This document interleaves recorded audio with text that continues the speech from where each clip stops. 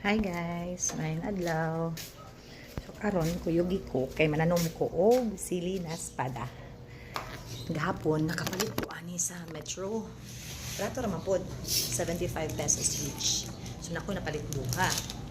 Oh. See? Pwede naman jud daan no na makatanom og gikan sa seeds. Pero dugay naman good kapay kuwat. Ari tas instant. Kani siya kalingaw kayo kay na naman mga utoy-utoy nga gidagmay nga bunga. Ayan na po yung mga ginagmay nga buwag.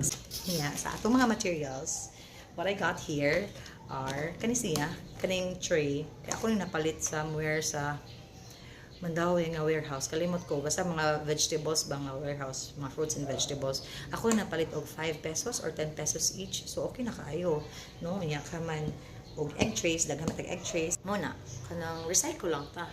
Kaysa mapalit kog kaang, gasto na kaayo, and then mag raised beds, hago na pod kaayo. So kani na akong buhaton. Unya, tapo ko ilaing napalit. Awa. Kamot kaayo rosemary o basil. Actually, daghan kay ko aning daghan kay ko aning tanong sa una. Daghan kay kog herbs, klaseng herbs.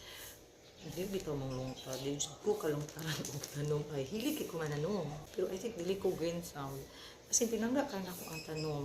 As well as pets, nakot na sa klaseng mga pets. Pero dili mang lungtad, mga matay. Pressure love. Kanang, masubra ni mo kapangga ba mamatay? Sunod na. Kit lang. Mananom taon. Kita mag-spray lab-lab. Anyway.